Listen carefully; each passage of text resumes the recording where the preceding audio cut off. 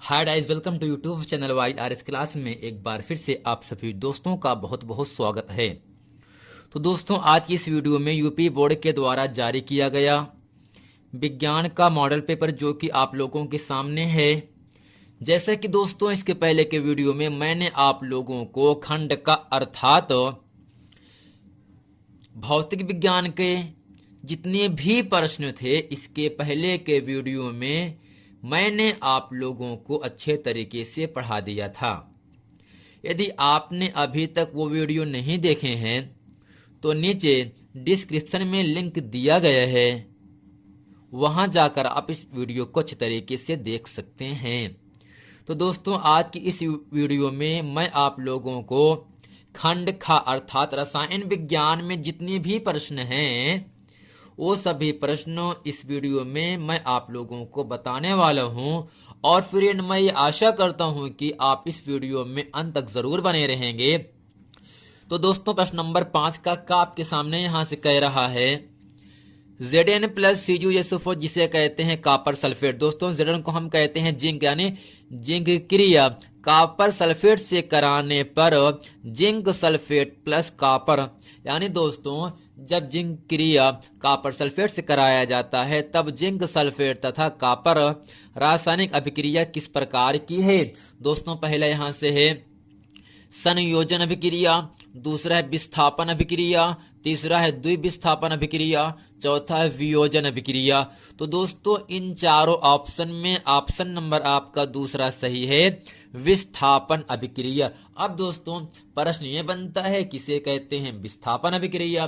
तो दोस्तों ध्यान से सुनिएगा, ऐसा तत्व या परमाणु जो अधिक क्रियाशील होने के कारण कम क्रियाशील तत्व को यौगिक से विस्थापित करके उसका स्थान स्वयं ले लेते हैं, विस्थापन या प्रतिस्थापन अभिक्रिया कहलाती है। यानी दोस्तों, यहाँ पर जो आपका जिंक है ये अधिक क्रियाशील धातु है, इन्होंने कॉपर को विस्थापित करके SO4 से क्रिया कर ली, अर्थात ZnSO4 बन गया और दोस्तों कॉपर यहां से अलग हो गया।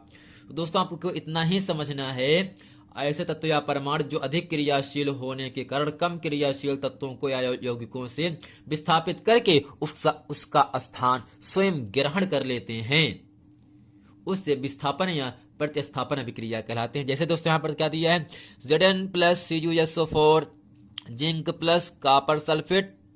दोस्तों, तीर का निशान यहां से हो जाएगा। Zn जो है अधिक क्रियाशील तत्व है, ये कॉपर को विस्थापित करके SO4 से क्रिया कर ली और कॉपर दोस्तों यहाँ अलग हो गया। ये जो क्रियाएं हो रही हैं फ्रेंड, यही आपका विस्थापन अभिक्रिया है। अब दोस्तों, प्रश्न नंबर 5 का खा आपके सामने कह रहा है। तो दोस्तों, प्रश्न नंबर खा कह रहा है जल की कठोरता को हटाने के लिए निम्नलिखित में से किसका उपयोग किया जाता है। ऑप्शन पहला है बेकिंग सोडा, दूसरा है धामन सोडा, तीसरा है विरंजक चूड़, चौथा है दोस्तों प्लास्टर ऑफ पेरिस। तो दोस्तों, जल की कठोरता को हटाने के लिए इन चारों ऑप्शन में ऑप्शन नंबर आपका दूसरा सही है, धामन सोडा। अब दोस्तों, हम ये आपको बताना चाहते हैं बेकिंग सोडा का सूत्र क्या होगा, धामन सोडा का सूत्र क्या होगा, विरंजक चूड़ और प्लास्टर ऑफ पेरिस का सूत्र क्या होता है और इसका नाम क्या होता है। तो दोस्तों, यहां से जो आपका पहला है बेकिंग सोडा, इसका दोस्तों सूत्र होता है NaHCO3। तो यहां से लिखेंगे NaHCO3। दोस्तों, इसे कहा जाता है सोडियम बाई कार्बोनेट। दोस्तों, Na का मतलब सोडियम होता है, H का मतलब बीच में है तो बाई पढ़ेंगे, जबकि जो CO3 इसे कहते हैं कार्बोनेट। अर्थात दोस्तों, बेकिंग सोडा का रासायनिक नाम सोडियम बाई कार्बोनेट होता है। यहां से लिखेंगे sodium by carbonate, sodium by carbonate. अब दोस्तों, दूसरा यहां से है धामन सोडा। दोस्तों, धामन सोडे का सूत्र क्या होता है, Na2CO3 इंटू 10H2O, यानी 10H2O। अब दोस्तों, इसका सूत्र होता है सोडियम कार्बोनेट। यहां से लिखेंगे सोडियम कार्बोनेट। दोस्तों आप लोगों को बेकिंग सोडा, धावन सोडा, व्यंजक चूर्ण, प्लास्टर ऑफ पेरिस ये कैसे बनता है, किससे मिलके बना होता है, इसका उपयोग क्या होता है, इन सभी प्रश्नों को अच्छे तरीके से आप लोगों को तैयार होना बहुत जरूरी है। दोस्तों अगला है व्यंजक चूर्ण, जिसका दोस्तों सूत्र होता है CaO अब दोस्तों इसे कहते हैं कैल्शियम ऑक्सीक्लोराइड। यहां से लिखेंगे कैल्शियम ऑक्सी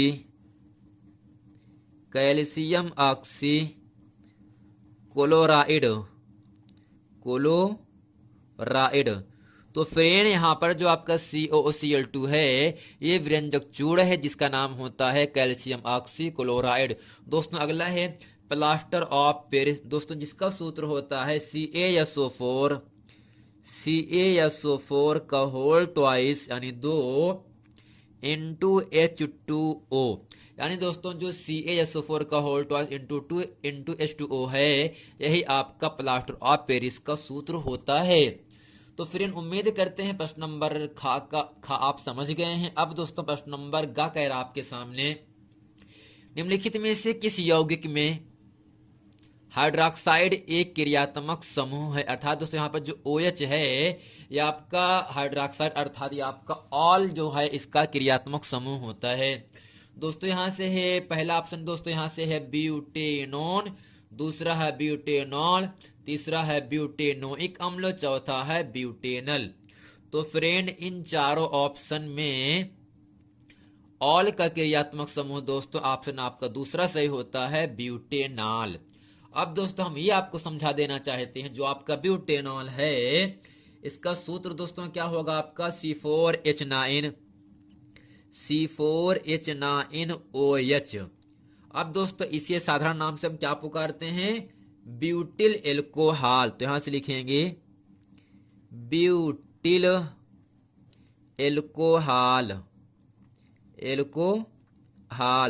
फिर आपको याद क्या रखना है, जो OH है आपका ऑल का क्रियात्मक समूह होता है जिसमें यहाँ पर है ब्यूटेनॉल, जबकि दोस्तों जो ब्यूटेनॉल है ये आपका IUPAC नाम होता है, इसका साधारण नाम क्या होता है ब्यूटिल एल्कोहल अर्थात C4H9OH। यही दोस्तों क्या होगा इन चारों ऑप्शन में ऑप्शन नंबर आपका दूसरा होगा। अब दोस्तों प्रश्न नंबर 6 का प्रश्न नंबर आपका गाप के सामने यहां से कह रहा है, रेडॉक्स अभिक्रिया से क्या अभिप्राय है, रासायनिक अभिक्रिया का उदाहरण देकर समझाइए।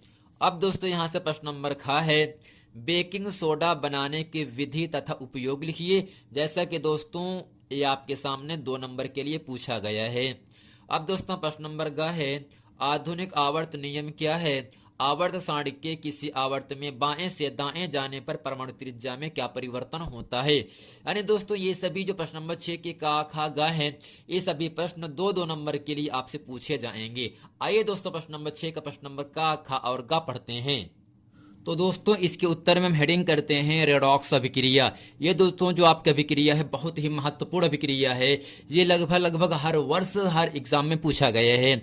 तो इसकी परिभाषा को अच्छे तरीके से आप लोगों को और इसका जो एग्जाम्पल दिया गया है इसको अच्छे तरीके से आप लोगों को समझ लेना है और इसको अच्छे तरीके से आप लोगों को याद भी कर लेना है। दोस्तों इसमें लिखेंगे वह रासायनिक अभिक्रिया जिसमें एक अभिकारक का ऑक्सीकरण तथा दूसरे अभिकारक का अपचयन होता है रेडॉक्स अभिक्रिया या उपचयन अपचयन अभिक्रिया कहलाती है। यानी दोस्तों वह रासायनिक अभिक्रिया जिसमें एक अभिकारक का ऑक्सीकरण हो जाए तथा दूसरे अभिकारक का अपचयन होता है, ऐसी अभिक्रियाओं को दोस्तों हम रेडॉक्स अभिक्रिया या उपचयन अपचयन की अभिक्रिया कहते हैं। अब दोस्तों इसके सामने आपका एग्जाम्पल दिया जा रहा है, एक आपका कॉपर ऑक्साइड है, इसकी क्रिया हाइड्रोजन से कराने पर कॉपर अलग और दोस्तों जल प्राप्त हो जाता है। अब दोस्तों यहां से कॉपर जो है ऑक्सीजन के साथ अलग हो रहा है ना, तो अगर दोस्तों अलग हो रहा है तो इसका जो कॉपर है इसका अपचयन हो गया। अब दोस्तों जो आपका H2 है ये यहां से यहां पर क्या हो गया ऑक्सीजन से जुड़ गया है यहाँ पर ना, यानी H2 यहाँ पर है जुड़ गए ऑक्सीजन से। अगर दोस्तों ऑक्सीजन में वृद्धि होगी तो दोस्तों जो ऑक्सीजन जो हाइड्रोजन यहाँ से है उसका ऑक्सीकरण होता है। यानी दोस्तों अगर ऑक्सीजन जुड़ रहा है तो ऑक्सीकरण हो जाएगा, अगर यहाँ से कॉपर जो है ऑक्सीजन से अलग हो रहा है तो दोस्तों कॉपर का अपचयन होगा। हाइड्रोजन जो है जुड़ रहा है ऑक्सीजन से, इसलिए जो हाइड्रोजन यहाँ से है ये आपका ऑक्सीकरण हो जाता है। अब दोस्तों प्रश्न नंबर 6 का प्रश्न नंबर ख आपके सामने यहाँ से कह रहा है बेकिंग सोडा बनाने की विधि तथा उपयोग लिखिए। दोस्तों हेडिंग करते यहाँ से हैं बेकिंग सोडा बनाने की विधि। अब दोस्तों इसमें लिखते हैं यह सोडियम हाइड्रोक्साइड के सांद्र विलयन में अधिक मात्रा में कार्बन डाइऑक्साइड गैस अर्थात CO2 प्रवाहित करने पर प्राप्त होती है। यानी दोस्तों जो आपका बेकिंग सोडा होता है उसको सोडियम हाइड्रोक्साइड के साथ सांद्र विलयन में अधिक मात्रा में कार्बन डाइऑक्साइड गैस को मिलाने से बेकिंग सोडा प्राप्त होता है। अब दोस्तों समीकरण आपके सामने यहां से है NaOH जिसे दोस्तों कहते हैं सोडियम हाइड्रोक्साइड, इसकी क्रिया कराया गया CO2 अर्थात कार्बन डाइऑक्साइड से। यानी दोस्तों जब हम सोडियम हाइड्रोक्साइड की क्रिया कार्बन डाइऑक्साइड से कराते हैं तब सोडियम कार्बोनेट तथा जल प्राप्त होता है। और दोस्तों जब सोडियम कार्बोनेट की क्रिया जल और दोस्तों कार्बन डाइऑक्साइड से करा देते हैं तब आपको NaHCO3 अर्थात सोडियम बाइकार्बोनेट प्राप्त होता है। अब दोस्तों इसके साथ कह रहा था इसका उपयोग क्या होगा। दोस्तों इसके उत्तर में लिखते हैं इसके उपयोग में, इसका उपयोग घरों में साफ सफाई के लिए होता है। कांच, साबुन एवं कागज उद्योगों में सोडियम बाइकार्बोनेट का उपयोग किया जाता है। यानी दोस्तों घरों की साफ सफाई और कांच, साबुन, कागज उद्योगों में सोडियम बाइकार्बोनेट का उपयोग किया जाता है। अब दोस्तों प्रश्न नंबर 6 का प्रश्न नंबर ग आपके सामने यहां से कह रहा है आधुनिक आवर्त नियम क्या है। यह भी दोस्तों बहुत ही बार एग्जाम में पूछा गया है। आवर्त सारणी के किसी आवर्त में बाएं से दाएं जाने पर परमाणु त्रिज्या में क्या परिवर्तन होता है। अब दोस्तों इसके उत्तर में हेडिंग करते हैं आधुनिक आवर्त नियम। इसमें लिखेंगे आधुनिक आवर्त नियम के अनुसार तत्वों के भौतिक तथा रासायनिक गुण उनके परमाणु क्रमांकों के आवर्ती फलन होते हैं। यानी दोस्तों जो आपका आधुनिक आवर्त नियम है ये तत्वों के भौतिक और रासायनिक गुण जो है ये परमाणु क्रमांकों के आवर्ती फलन होते हैं। यानी ये परमाणु क्रमांकों के आधार पर बनाया गया है। अब दोस्तों यहां से है इसकी जब हम इसमें बाएं से दाएं जाते हैं तो इसकी त्रिज्या में क्या परिवर्तन होता है। तो यहां से लिखेंगे आधुनिक आवर्त सारणी में परमाणु त्रिज्या बाएं से दाएं बढ़ने पर या चलने पर कम होती है अर्थात घटती है। परमाणु त्रिज्या में कमी परमाणु आवेश में वृद्धि के कारण होती है। यानी दोस्तों आधुनिक आवर्त नियम में क्या हुआ, जो परमाणु त्रिज्याएं होती हैं बाएं से दाएं चलने पर या बढ़ने पर कम होती है अर्थात घट जाती है। परमाणु त्रिज्या में कमी परमाणु आवेश में वृद्धि के कारण होती है। तो फ्रेंड उम्मीद करते हैं बेकिंग सोडा और इसका उपयोग आधुनिक आवर्त नियम इसे अच्छे तरीके से आप लोग समझ गए होंगे। अब दोस्तों प्रश्न नंबर 7 का प्रश्न नंबर का आपके सामने कह रहा है निम्नलिखित का IUPAC नाम लिखिए। दोस्तों IUPAC का फुल फॉर्म होता है international union of pure applied chemistry. यानी दोस्तों हमें इसका IUPAC नाम लिखना है। यहाँ पर पहला है CH3 CH3 bond CH2 bond CH2 bond CH2 bond CH3। दोस्तों यहाँ पर कार्बन 1 2 3 4 5 कार्बन है अर्थात यहाँ से लिखेंगे C5। अब दोस्तों जो हाइड्रोजन है 3 2 5 2 7 2 9 3 12 यानी हाइड्रोजन दोस्तों 12 है। अब दोस्तों C5H12 का IUPAC नाम दोस्तों क्या होगा आपका, एक कार्बन के लिए मेथ, 2 कार्बन के लिए 3 कार्बन के लिए प्रोप, 4 कार्बन के लिए ब्यूट, 5 कार्बन के लिए दोस्तों पेंट होता है। दोस्तों ये आपका एल्केन में जाएगा तो 5 कार्बन है तो पेंटेन हो जाएगा। तो यहां से लिखेंगे इसका IUPAC नाम दोस्तों पेंटेन। अब दोस्तों यहां दूसरा है CH3 CHO। अब दोस्तों जो CHO आपका है ये आपका एस्टल्डिहाइड का क्रियात्मक समूह है। अब दोस्तों जो आपका CH3CHO है, इसका IUPAC नाम क्या होगा? एथेनल। यहां से लिखेंगे एथेनल। दोस्तों इन सभी IUPAC नामों को अच्छी तरीके से आप लोगों को याद होना जरूरी है। दोस्तों तीसरा यहां से है CH3 CH2 CO CH2 CH3। अब दोस्तों इसका IUPAC नाम होगा पेंटेनोन 3। पेंटेनोन 3। अब दोस्तों अगला यहां से है HC ट्रिपल बॉन्ड CH। दोस्तों इसका IUPAC नाम होता है एथाइन।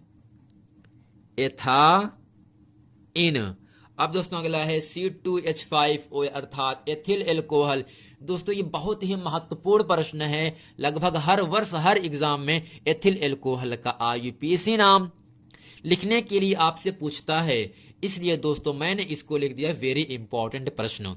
दोस्तों C2H5OH जो है, इसमें आपका जो OH है आपका ऑल है, अर्थात क्रियात्मक समूह दोस्तों ऑल है, अर्थात इसका जो IUPAC नाम होता है दोस्तों आपका होता है एथेनॉल। दोस्तों क्या होगा? एथेनॉल।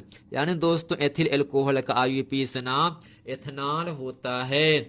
अब दोस्तों छठवां है CH3 bond C triple bond C bond CH3। दोस्तों C का मतलब कार्बन होता है, H का मतलब हाइड्रोजन होता है। दोस्तों यहाँ पर इसका IUPAC नाम होगा ब्यूटाइन 2। तो यहां से लिखेंगे ब्यूटाइन 2। दोस्तों अगला है CH3 bond CHOH bond CH3। दोस्तों इसका IUPAC नाम यहां से हो जाएगा प्रोपेनॉल 2। दोस्तों क्या होगा आपका? प्रोपेनॉल 2। यहां से लिखेंगे प्रोपेनॉल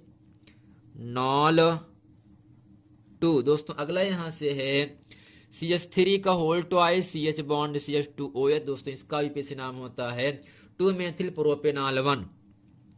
2 मेथिल प्रोपेनॉल 1। दोस्तों उम्मीद करते हैं प्रश्न नंबर 7 का इसे अच्छे तरीके से आप समझ गए होंगे। आइए दोस्तों प्रश्न नंबर 7 का खा आपके सामने कह रहा है। दोस्तों खा कह रहा है संक्षारण किसे कहते हैं? धातुओं की संक्षारण रोकने की 2 विधियां लिखिए। ये भी दोस्तों एग्जाम में 2 नंबर के लिए आपसे पूछा गया है। आइए दोस्तों प्रश्न नंबर 7 का खा पढ़ते हैं। अब दोस्तों इसके उत्तर में हेडिंग करते हैं संक्षारण। दोस्तों इसमें लिखेंगे जब धातुओं को वायुमंडल के संपर्क में रखा जाता है तो वायुमंडल में उपस्थित गैसों तथा नमी की उपस्थिति से धातु धीरे धीरे नष्ट होने लगती है। इस प्रक्रिया को दोस्तों हम क्या कहते हैं? संक्षारण कहते हैं। यानी दोस्तों जब किसी धातु को हम ऑक्सीजन की उपस्थिति में रखते हैं तो उस धातु में जंग लग जाता है। यही दोस्तों जंग लगना ही क्या होता है? आपका संक्षारण होता है। सिंपल दोस्तों समझ लीजिए, जैसे आपका घर बन रहा हो और बारिश का मौसम हो, तो जब बारिश में हम जब बाहर हम नमी की उपस्थिति में किसी लोहे को रखते हैं तो दोस्तों लोहे में जंग लग जाता है। दोस्तों लोहे में जंग लगना क्या होता है? एक आपका संक्षारण होता है।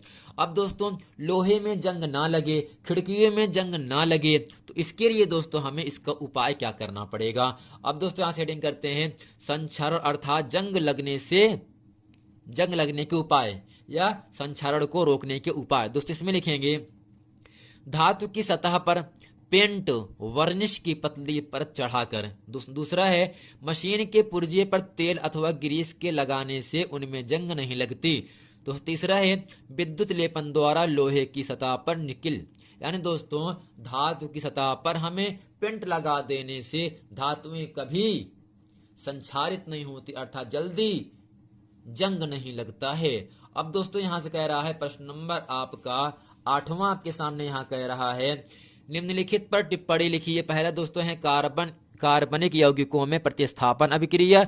दोस्तों दूसरा है साबुन की सफाई प्रक्रिया। तीसरा दोस्तों है सजातीय श्रेणी। जैसा कि दोस्तों ये जो तीनों प्रश्न हैं ये आप लोगों को 7 नंबर के लिए आपसे पूछा जाएगा।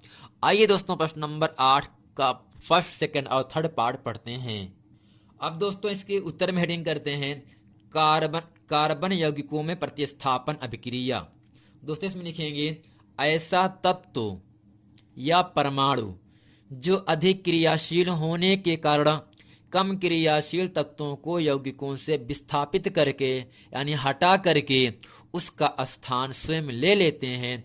विस्थापन या प्रतिस्थापन अभिक्रिया कहलाती है। अब जैसे दोस्तों यहाँ पर दिया गया एग्जाम्पल, Zn प्लस CuSO4 तीर का निशान यहाँ पर है, ZnSO4 प्लस कॉपर। दोस्तों आवर्त सारणी में जो आपका Zn जिंक है ये कॉपर से ऊपर है। अगर Zn कॉपर से ऊपर है तो जो आपका जिंक है ये कॉपर से अधिक क्रियाशील है। अगर जिंक कॉपर से अधिक क्रियाशील है तो Zn ने कॉपर को विस्थापित करके हटा करके SO4 से क्रिया कर ली, अर्थात यहाँ पर बन गया ZnSO4 और दोस्तों कॉपर यहाँ से अलग हो गया। अर्थात दोस्तों जो आपका ZnSO4 है इसे कहते हैं जिंक सल्फेट और दोस्तों जो आपका CuSO4 है इसे कहते हैं कॉपर सल्फेट। यानी दोस्तों अधिक क्रियाशील वाला तत्व कम क्रियाशील वाले तत्वों को विस्थापित करके उसका स्थान स्वयं ग्रहण कर लेना ही विस्थापन या प्रतिस्थापन अभिक्रिया कहलाती है। अब दोस्तों प्रश्न नंबर 8 का दूसरा पार्ट कह रहा है, दोस्तों दूसरा है साबुन की सफाई प्रक्रिया की क्रियाविधि द्वारा समझाई। ये दोस्तों जैसा आप लोगों को दिख रहा है 2016, 18, 19, 20 में मिशेल पर संक्षिप्त टिप्पणी या मिशेल क्या है, साबुन की निर्मलीकरण पर संक्षिप्त टिप्पणी लिखिए या साबुन की सफाई प्रक्रिया की क्रियाविधि द्वारा समझाइए। ये जो प्रश्न है बहुत महत्वपूर्ण प्रश्न है। ऐसे प्रश्नों को आप लोगों को अच्छे तरीके से समझ लेना है। अब दोस्तों इसके उत्तर में हम क्या समझते हैं और लिखते हैं, साबुन के अणु ऐसे होते हैं जिनके दोनों सिरों के विभिन्न गुणधर्म होते हैं। जल में विले एक सिरे को जलरागी कहते हैं तथा हाइड्रोकार्बन में विले यानी जो घुलता है दूसरे सिरे को जल विरागी कहते हैं। जब साबुन जल की सतह पर होता है तब इसके अणु अपने को इस प्रकार व्यवस्थित कर लेते हैं कि इसका आयनिक सिरा जल के अंदर होता है जबकि हाइड्रोकार्बन पूंछ अर्थात दूसरा सिरा जल के बाहर होती है। जल के अंदर इन अणुओं की एक विशेष व्यवस्था होती है। ऐसा अणुओं का बड़ा गुच्छा बनने के कारण होता है जिसमें जल विरोधी पूंछें गुच्छे के आंतरिक हिस्से में होती हैं जबकि उसका आयनिक सिरा गुच्छे की सतह पर होता है। इस संरचना को मिशेल कहते हैं। मिशेल के रूप में साबुन स्वच्छ करने में सक्षम होता है क्योंकि तैलीय मैल मिशेल के केंद्र में एकत्र हो जाते हैं। मिशेल विलयन में कोलाइड के रूप में बने रहते हैं तथा आयन विकर्षण के कारण वे अवक्षेपित नहीं होते। इस प्रकार मिशेल में तैरते मैल आसानी से हटाए जा सकते हैं। जैसा कि दोस्तों फिगर में आपको यहाँ समझा दिया गया है, साबुन के अणुओं से बना मिशेल मैल का कण, धूल या चिकनाई का कण यानी मिशेल में फंस जाता है। अब दोस्तों मैल का कण, धूल या चिकनाई का कण, दोस्तों इसमें क्या है, साबुन के अणु अभी क्या है मैल को साफ कर दिए हैं और इसमें दोस्तों क्या साबुन के अणुओं से बना मिश्रण जो आपका झाग बनता है ये आपका बनाया गया है। दोस्तों उम्मीद करते हैं साबुन की सफाई प्रक्रिया की जो क्रिया विधि होती है इसको अच्छे तरीके से आप लोग समझ गए होंगे और आपसे हम ये उम्मीद करते हैं ये पूरा प्रश्न अच्छे तरीके से आप लोग तैयार कर लीजिएगा। अब दोस्तों प्रश्न नंबर 8 का प्रश्न नंबर तीसरा पार्ट आपके सामने यहाँ से कह रहा है। दोस्तों यहाँ पर तीसरा दिया गया है, समजातीय श्रेणी किसे कहते हैं। दोस्तों इसमें लिखेंगे जब कार्बन यौगिकों को कार्बन परमाणु की बढ़ती संख्या के आधार पर रखा जाता है तो एक श्रेणी प्राप्त होती है जिसे सजातीय या समजातीय श्रेणी कहते हैं। दोस्तों विकर्ण संबंध, समजातीय श्रेणी, साबुन की सफाई प्रक्रिया, बहुत से ऐसे प्रश्न हैं जो हर वर्ष एग्जाम में आते हैं। ऐसे प्रश्नों को अच्छी तरीके से आप लोगों को याद कर लेना है। अब दोस्तों यहाँ पर आपको दिख रहा होगा कार्बन यहाँ से 1 है, कार्बन 2 है, carbon 3, carbon 4, carbon 5, carbon 6, carbon 7 ऐसे आपका आता है। अब दोस्तों जो आपका CnH2n+2 है ये आपका दोस्तों एल्केन का समान सूत्र होता है। यानी दोस्तों जब हम n का मान 1 रखेंगे तो आपको मिलेगा CH4 जिसे कहते हैं मेथेन। यानी 1 कार्बन के लिए मेथेन, 2 कार्बन के लिए एथेन, 3 कार्बन के लिए प्रोपेन, 4 कार्बन के लिए ब्यूटेन, 5 कार्बन के लिए पेंटेन, 6 कार्बन के लिए हेक्सेन, 7 कार्बन के लिए हेप्टेन यानी methane, ethane, propane, butane, pentane, hexane, heptane, octane, nonane, decane, यानी 10 कार्बन के लिए दोस्तों हम डेकेन कहते हैं। यानी जब n का मान 1 रखेंगे CH4 मिलेगा, n का मान 2 रखने पर C2H6 मिलेगा, n का मान 3 रखने पर C3H8 मिलता है। तो दोस्तों उम्मीद करते हैं प्रश्न नंबर 8 का प्रश्न नंबर जो तीसरा खंड है इसे अच्छी तरीके से आप लोग समझ गए होंगे। अब दोस्तों प्रश्न नंबर 8 का यहां से अथवा का प्रश्न आपके सामने कह रहा है, इथेनॉल सोडियम के साथ अभिक्रिया करता है। 1 नंबर के आपसे पूछा जाएगा यहां से फ्रेंड।